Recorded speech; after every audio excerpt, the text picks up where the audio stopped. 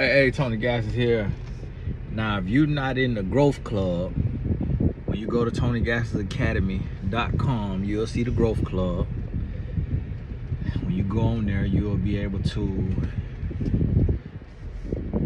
join the Growth Club. Reason why I still, the registration, it closed, but the reason why I still open it is because on our calls, we still be having space because everybody can't make the live call.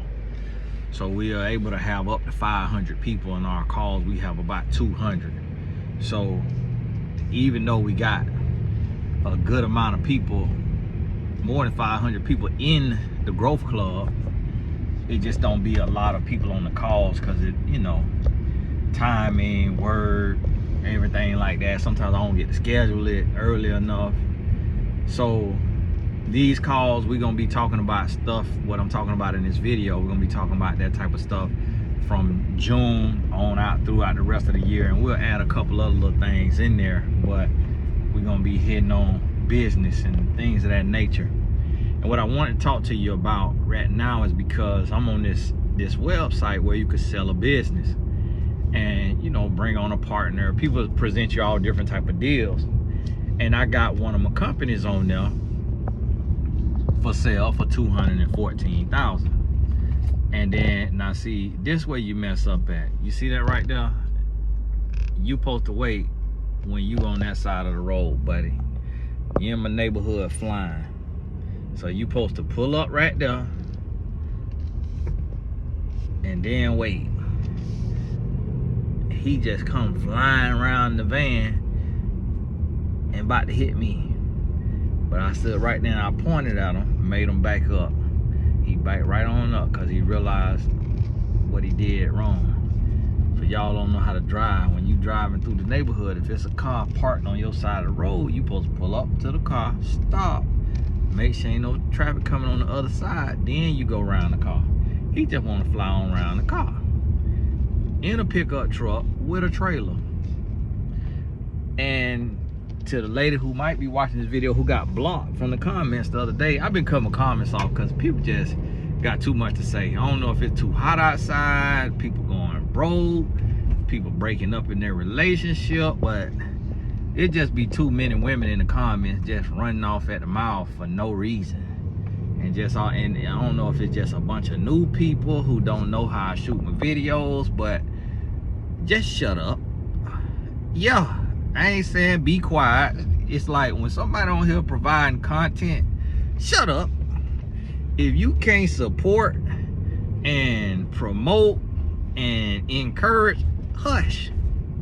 Cause ain't nobody on here providing content that's gonna make you think and help you stretch to be going back and forth. We ain't got time for that.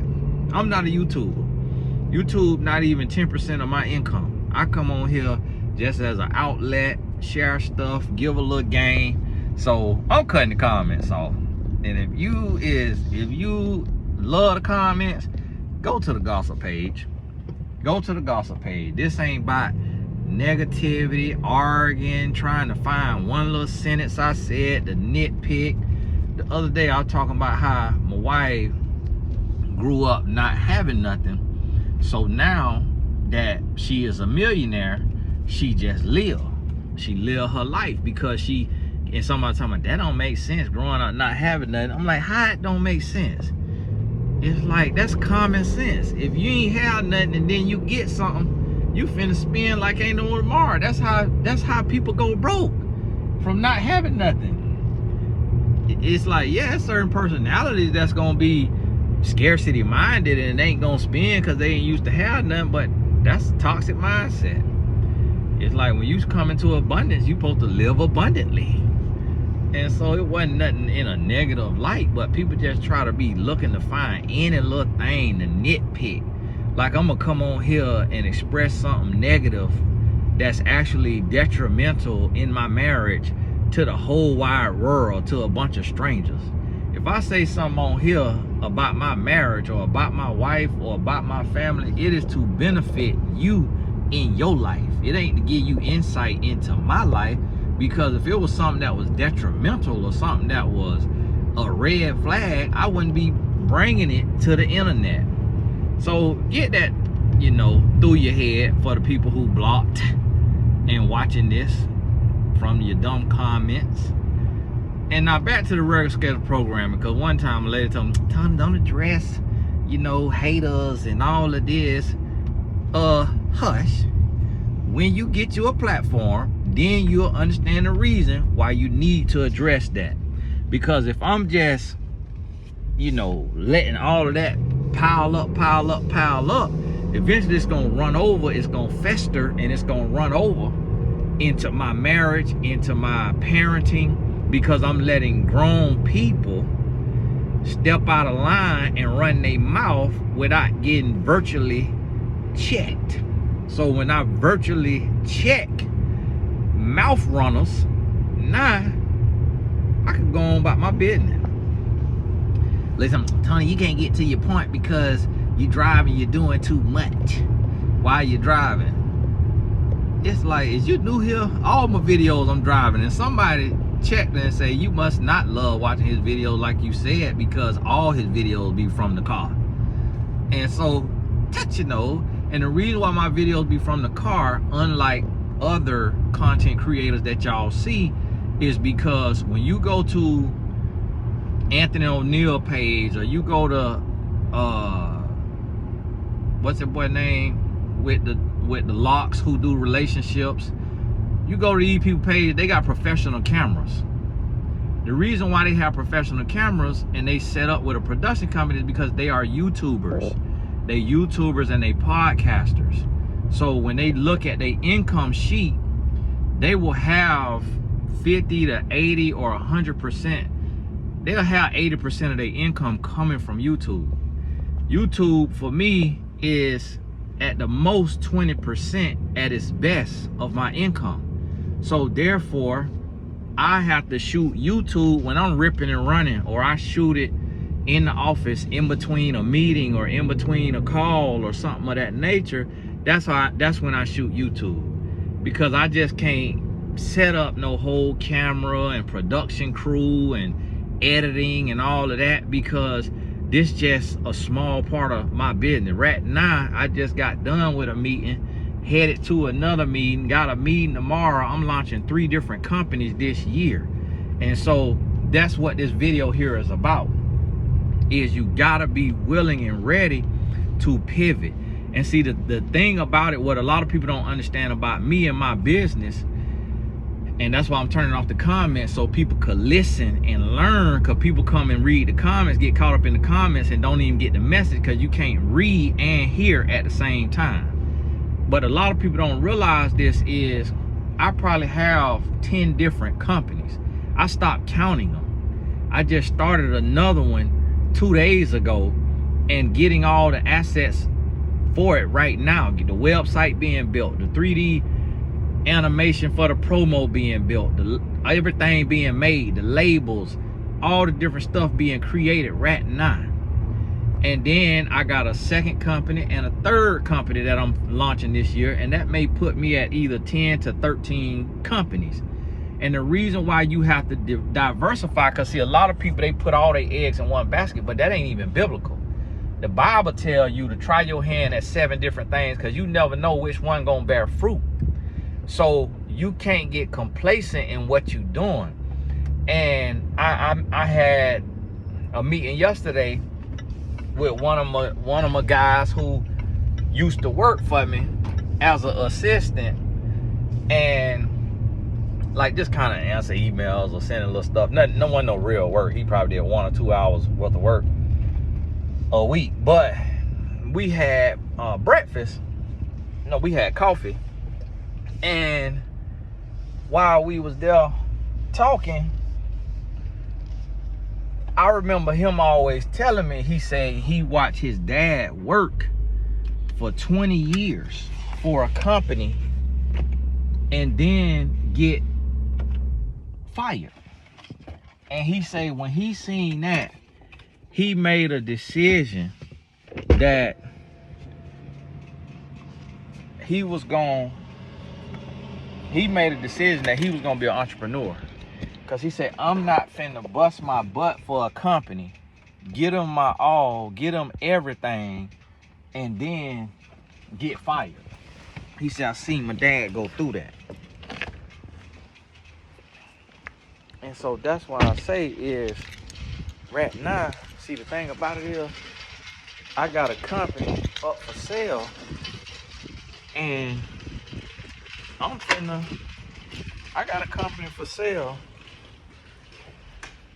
and I'm finna list another company for sale.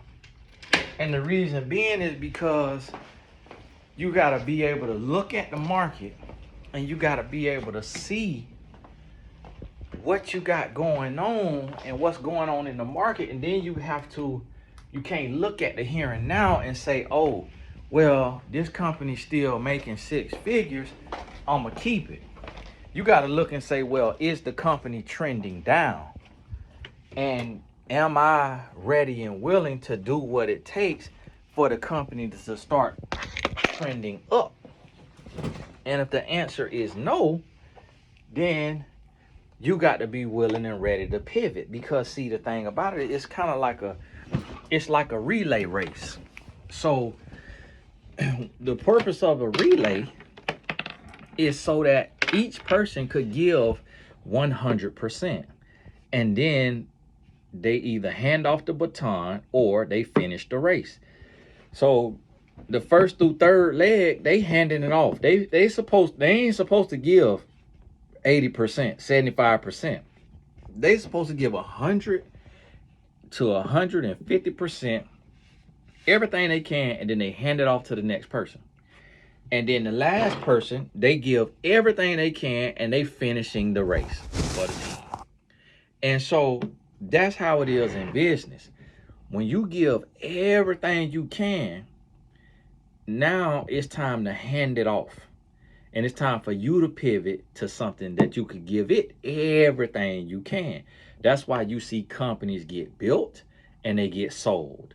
Because you either build a company and sell it, or you build a company and lose it, go bankrupt. And the people who go bankrupt is they didn't exit. They didn't hand off the baton. Red Lobster, they taking and they going out of business. They didn't adapt to the market. So if you want a second life, now you got to create a Red Lobster fast food. You got to take and create, okay, we're going to take and remodel our things where we're going to put a wall up. Behind that wall, we creating hibachi tables. We're going to create hibachi, and then we also going to add a private room for birthday parties, adult birthday parties. And we're going to add catering. So you got to adapt to the market. We finna spruce up our menu. We finna add fried lobster bites. We finna add in a couple of things that may be hot and trending. We finna add saucy crab legs, not just crab legs. We finna emulate Mr. and Mrs. Crab and all these, the Asian crab boil places. And we finna add the saucy crab legs, because all it's costing us is some sauce. But now, because we got a household name as Red Lobster, instead of somebody going to Mr. and Mrs. Crab, which they don't really know, they don't really trust, they don't know if these people in this franchise is clean, if they know what they doing. But Red Lobster, they've been coming to us for years. They've been getting food. They've been coming doing their birthday dinners here. They, after the game dinners, pre-game dinners, they've been coming here and showing us love for a long time. Let's build on that trust, and now let's start doing this. And that's how you have to do. You got to learn how to pivot. Like even right now, I'm finna stop using PayPal altogether.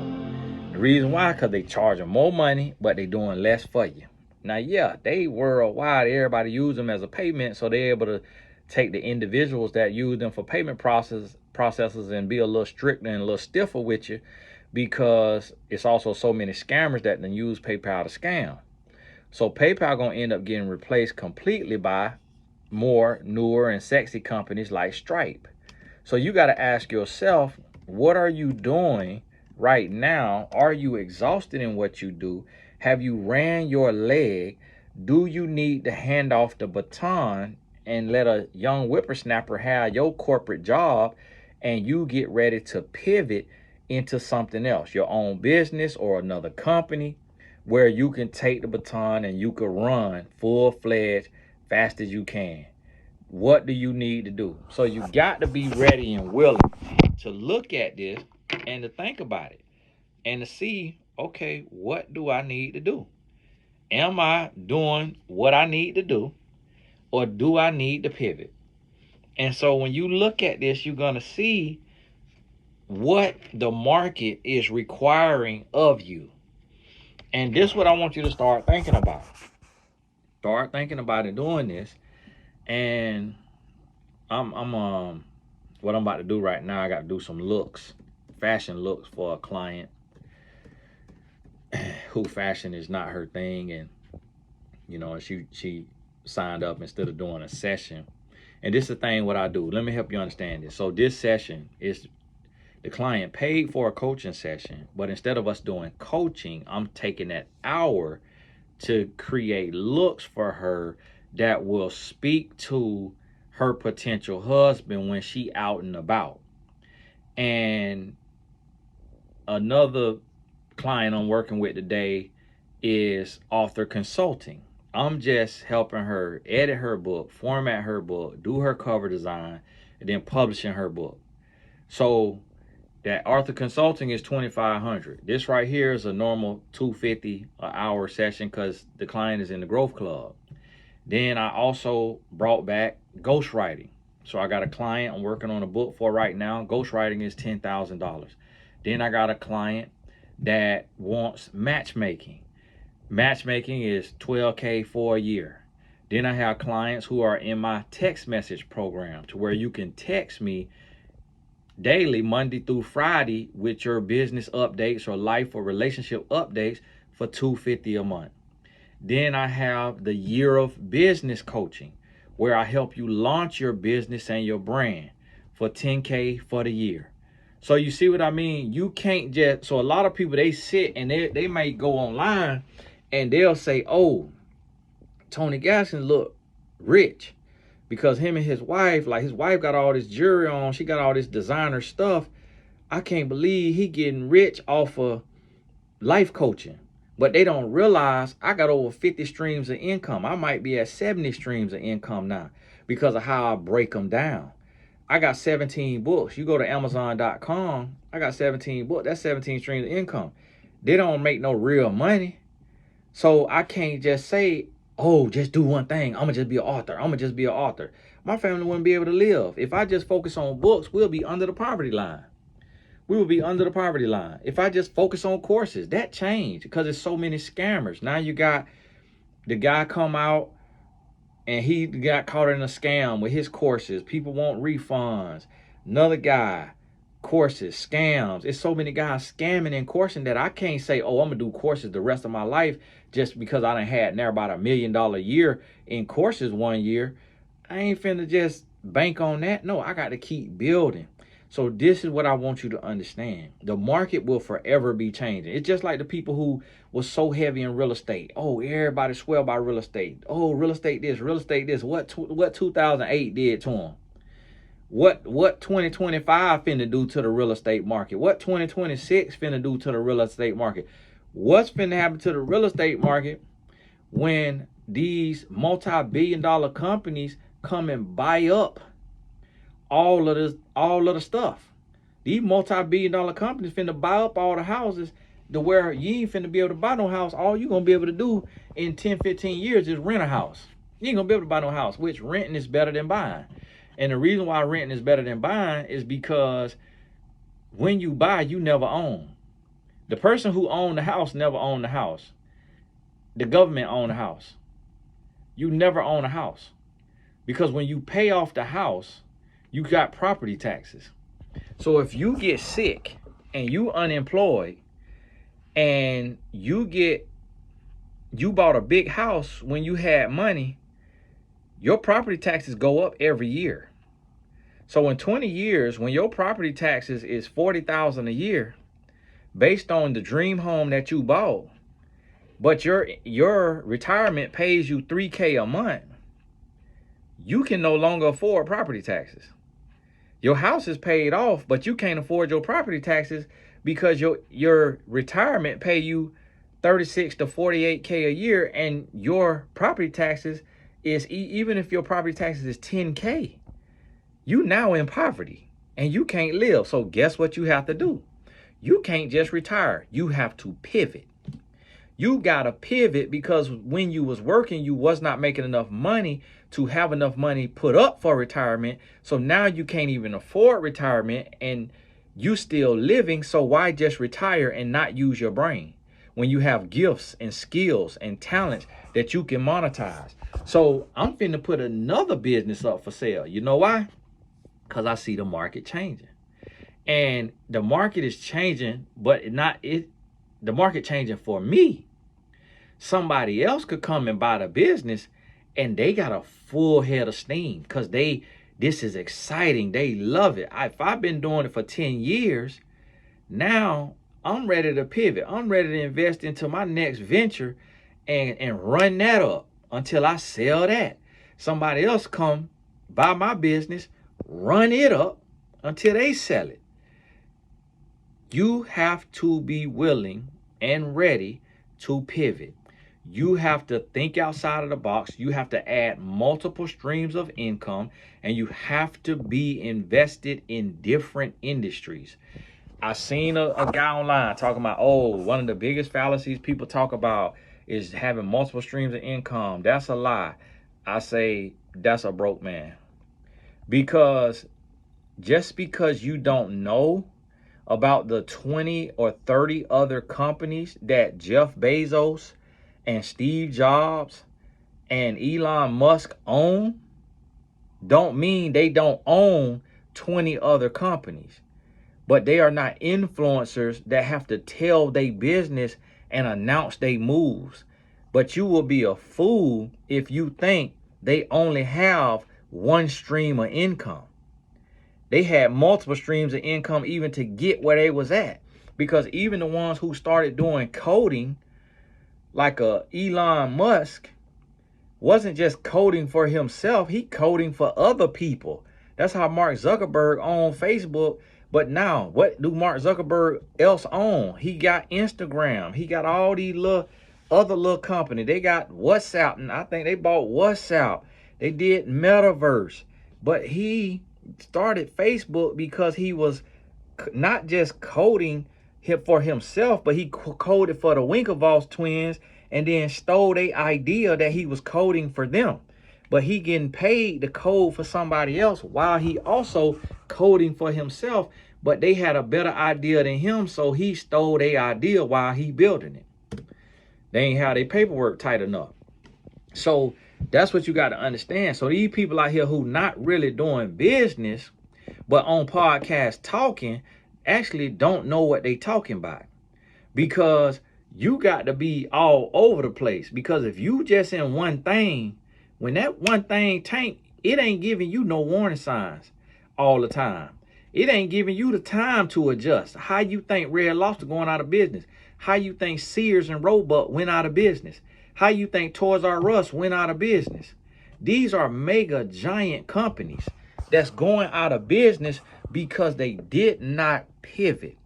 They did not expand. Now, that Red Lobster is a part of another chain, and it might be owned by 3-4 different things, but you gotta still, if you're gonna own these multiple things, either you're gonna sell it to somebody else, because it could have been another restaurant that came and made a pitch 10 years ago to buy Red Lobster, and they wanted to make it Purple Lobster, but Red Lobster said no.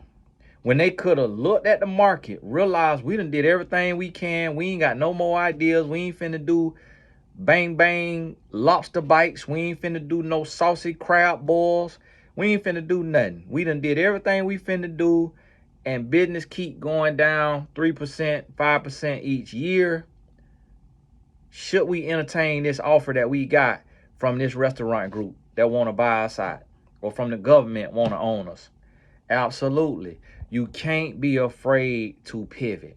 You can't be afraid to resign from your job when you done found another job. You done identified another job that pay good. It's going to be a new challenge. It got a runway for some time for you to climb and build. You can't be afraid to pivot. So, hey, this Tony Gaskin, think about this, because this economy, you don't know what it's going to do. And you got to be ready and always sitting and ready for the market shifts. Because the market shifts going to happen.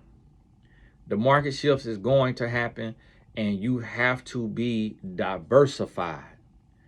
And not just diversified by buying stocks. Because when you just only buy stocks and you got your money in an ETF and all that, yeah, all that great. You might not live to get to spend it, for one. Two, all you got is stocks, but you don't own that company. So when the company go down, your stock's going down. You got to start something, especially if you're going to have kids. You got to start something you could pass down to your children. And you got to identify something that's going to always be around. And just be willing and ready to adapt as it changes. So I'm going to show y'all what I'm talking about, because I could show you better than I could tell you. And when you see it, then you're going to be like, oh, that's what Tony was talking about. And then you're going to realize I'm a real businessman, not just no talking head. That the lifestyle you see me and my family live, it ain't from life coaching.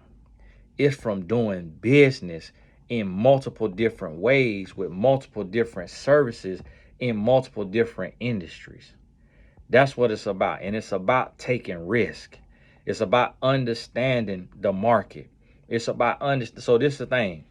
If I got $5,000 and I see I could invest $5,000 into a company, and this company could make me $50,000, and I got $5,000 worth of bills, I'm gonna let the bill collector wait. And this is what people don't realize and understand, because they so job scared and they rats in a maze. They so bill scared. I'm not scared of no bill. If it's anything, that the only bill that I'm gonna worry about is the roof over my head. That's the only bill I'm gonna worry about. But even with that, if I got to bet on myself, by the time I'm about to get evicted, if I'm living in an apartment or renting a house, by the time I'm about to get evicted, before it hit my credit, I'm gonna go and get me a new place to live and put down first and last month's rent versus paying that same amount to this place that I'm deep in debt in, and even paying it up, they telling me they still gonna evict me even if I pay it. Well, I ain't giving that to you then. I'm gonna let that go to my credit, because right now I'm betting on myself, and guess what? Credit could be done. Credit could be fixed.